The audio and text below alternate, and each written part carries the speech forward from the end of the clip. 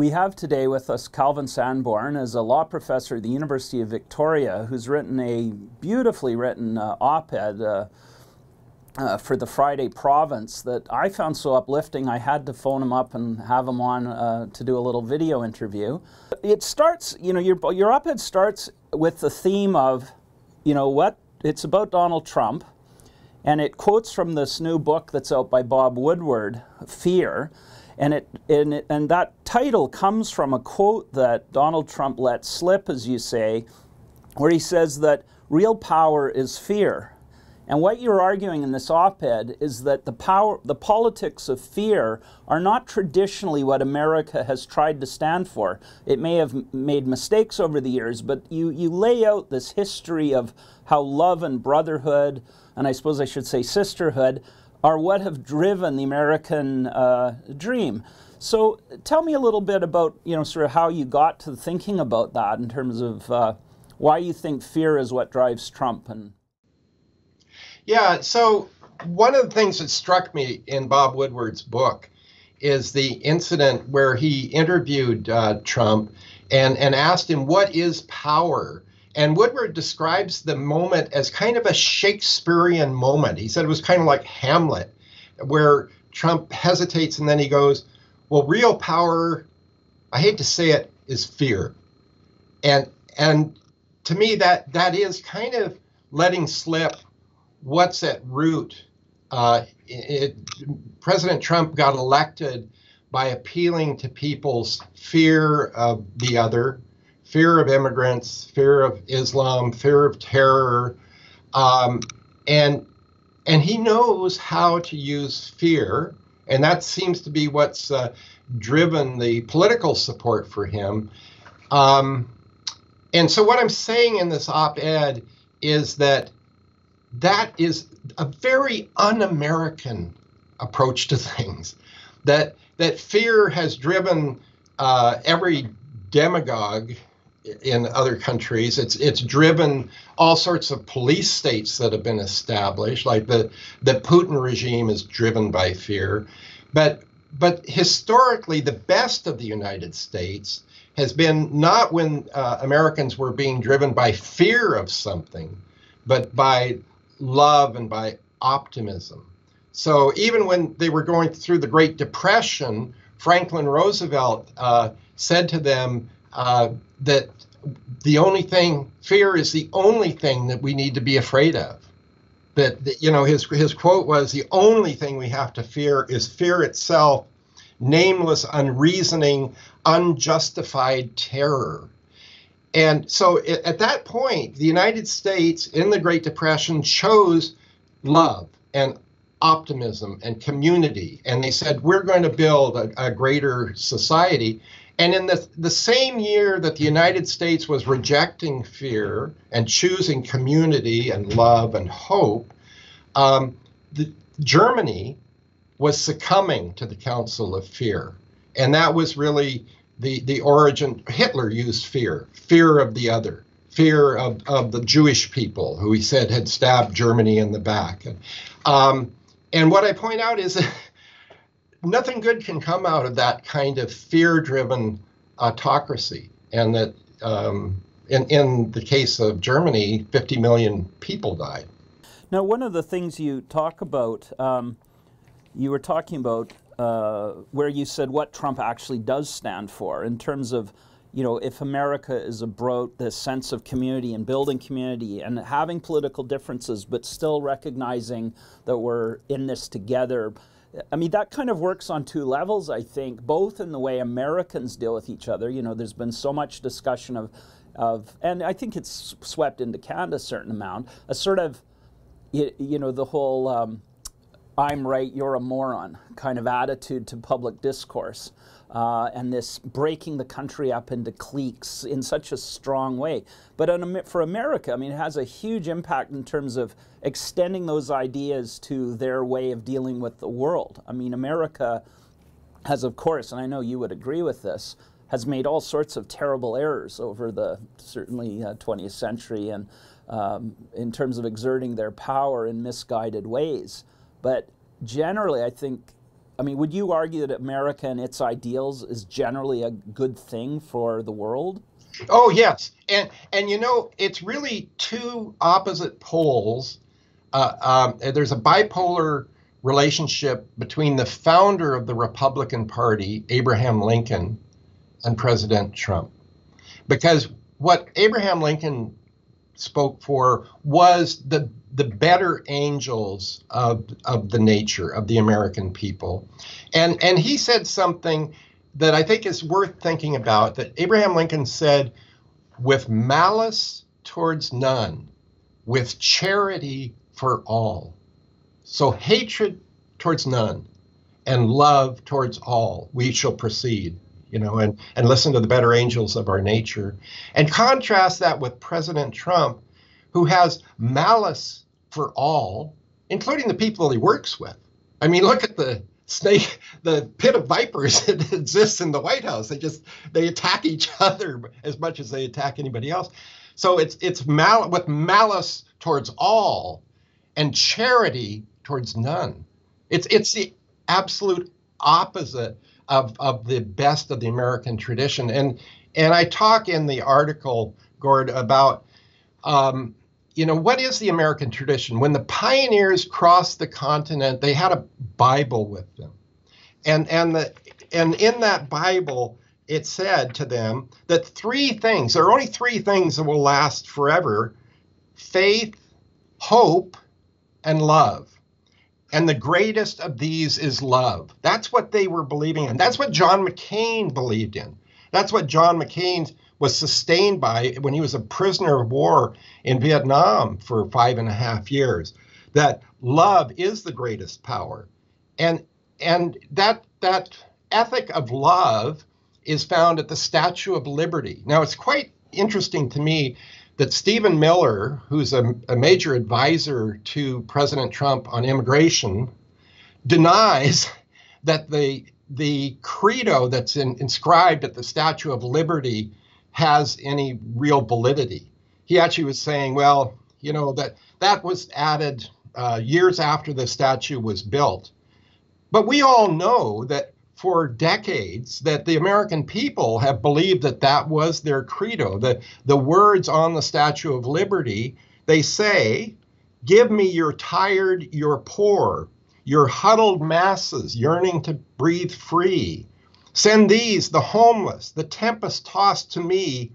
I lift my lamp beside the golden door." That's what's inscribed at the Statue of Liberty, and that's the best of what America's about. And that's what John McCain was about too. You know, he talked about the importance of having an open door for immigrants. And yet you have President Trump saying, no, you know, Mexicans are rapists. And Trump is actually using some very loaded language. If you look historically, he's using the same words that Joseph Goebbels used. He talks about immigrants being an infestation. Joseph Goebbels used that word. And he talks about the immigrants being animals. Joseph Goebbels, the Nazi propagandist, used those same terms. And what a contrast between that and saying, you know, give me your tired, your poor, your huddled masses yearning to breathe free. And so that's what I'm saying in this article, is that there's a choice between a fearful, hateful approach to the world and a loving approach to the world and an optimistic approach to the world. Because the Pioneer's Bible said it wasn't just love that were the three important things, it was also hope. And you notice that President Trump is totally against hope. He has disdain for President Obama's politics of hope and says, no, it's all about fear. And the only thing that will protect you from these threats in the world, the terrible things that are going on in the world, the only things are me, the strong man. And that can't end up with good things. So I guess moving forward on this, I mean, Trump is, I think, a symptom of the situation, the political scene in America, as much as he is, you know, leading the charge on this. The fractured nature of the American society, and I see it in Canada to a lesser degree. How do we fix it? Well, you know, I think that we have to have courage. You know, that really is the answer, is that we have to have the courage to not be fearful. Because really this call to fear is a call to a nation that has in some ways lost its courage. And it's striking to me that the person that calls America or called America to their traditional values and love and hope was John McCain, who was a very courageous guy. He went through battle. He was a prisoner of war. And he was in contrast and felt that the American tradition was being devalued by this person who is giving the opposite message of Abraham Lincoln's, and by a person that never went to war. He had bone spurs, so he didn't go to war, although he's quite willing to send many other people to war. So in my mind, it is kind of a spiritual and an existential crisis for Americans, that they have to think about what they're about. Because America has been a beacon of light in the world. It's made many mistakes, but it has been a melting pot of people coming from around the world, past that Statue of Liberty, past that inscripted message, and coming together and being, it was a country that was open to those people. So after World War II, after Nazism and its fearful autocracy was destroyed, the United States did not withdraw into isolationist America First kinds of approaches. And remember that America First is a slogan that comes from the 1930s. It was the the fascist sympathizers in the United States that had the America First thing. But anyway, after World War II, Franklin Roosevelt, Harry Truman, Eleanor Roosevelt called America to build a long-term peace. They said World War II was this horrible experience where over 50 million people died. We cannot do this again. They said, let's have a United Nations. Let's bring all the people together. And let's not think about revenge, because revenge will not lead anywhere. The United States took a loving and optimistic approach with the Marshall Plan, and they didn't punish Germany. They didn't punish the country that had produced Hitler. They didn't punish Japan that had bombed them at Pearl Harbor. They did the Marshall Plan, and they gave all sorts of economic aid to these countries and built up those countries and built them into fast friends. And they invited people from around the world to come to the United States, come to the universities. Like the American university system is an incredible place where people have been invited from all around the world to build a better, more prosperous United States and a more prosperous world. And one of the people that came in that openness, that optimistic reaching out to the world, happened to be Barack Obama's father. Like, he came from Kenya. And so that was just an example of the kind of open society. And it was a society, like, President Trump doesn't understand the power of that friendship and that love and those alliances. And in Bob Woodward's book, he talks about it, that that Secretary Mattis, the Secretary of Defense, has been very frustrated because he's tried to explain to the president why it is that the United States gives money to support the military in Germany and in Japan and in Korea. And the president said, why are we spending all this money in these other countries? And Mattis's response was, to prevent World War III. And in the book, he expresses a concern that he couldn't convince the president that it was worthwhile to build these friendships and these alliances in order to avoid an apocalyptic war. So it's going to be up to the American people now to make this choice between, do you go down fearful autocracy, which never leads to a good place in the end, or if you go for love. The other thing I see in all this is like those are the sort of huge geopolitical things you're talking about. But within the body politic of the States, and again, I think there's this issue in Canada too, where we're not listening to each other enough. There's too much kind of partisanship on both sides. I see it a lot in the pipeline debate. There's sort of a lack of basic respect around these differences of opinion that, you know, people passionately feel certain things, but it turns to a real hostility to the other side who are making their own arguments that have a logic. And for instance, that's just one example. I didn't need to get into that particularly, but some of this like love you're talking about is actually about kind of basic decency towards each other, both as citizens and then to citizens of other nations. It really does come down to a personal level of acting in a way where you know, kind of can be respectful of some other Canadian who might not share exactly your sense of right, you know, policy or whatever. I mean, do you think it's kind of a personal thing that it's not just sort of societal, it comes down to how we all act to each other, and we all have to make that choice? Yeah, we all have to return to civility. There's a recent book that came out that's called "I'm Right and You're an Idiot." It kind of captures this attitude that people have, and I do think that all of us have to try to be a little more humble and understand the value of dialogue and move away from self-righteousness. And a lot of us have gotten into this self-righteousness because we all exist in these information silos where the people that watch Fox News get only Fox News right-wing stuff, and the people on MSNBC only get the left-wing information. And what I say in the article is that, you know, people need to turn off Fox and MSNBC and Twitter and just sit down and have a coffee and have a conversation with their neighbors that they may disagree with, because they certainly have more in common with each other as Americans than they do, say, with the fear-driven autocracy that Putin has in Russia.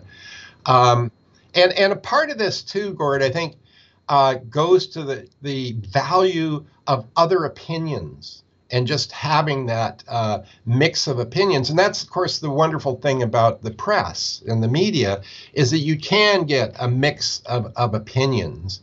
And that is the heartblood of democracy. Thomas Jefferson was asked, would you rather have a Bill of Rights or would you rather have a free press? And he said, given a choice, I would go with a free press every time, because it's that dialogue that is the heartblood of democracy. And it does go to another point that I make in the article, which I think is critically important, that like many demagogues, President Trump is trying to silence the press. And I find it particularly worrisome that he is using the term that the press are the enemy of the people. And you know, he has them in a cage at his rallies, and then everybody boos them, and that's very dangerous language. Like there was actually a play written about the enemy of the people years ago, and it was premised on this idea that Stalin's epithet, his most totalitarian epithet when he wanted to execute his enemies, was to say, this person is an enemy of the people. And that phrase was so toxic that when de-Stalinization happened, when Stalin died and Khrushchev became the leader of the Soviet Union, Khrushchev said, we will no longer allow the use of the word or the term enemy of the people, because it is a term that is totalitarian and it has a terroristic connotation to it. And yet we've got the president of the United States saying that the press are the enemy of the people. Well, that's, I think, a good place to stop. I just want to thank you again for doing this, and just a reminder to viewers, Calvin's op-ed will appear in the Province on Friday, and it'll be online by Thursday afternoon. So I would encourage you to read it.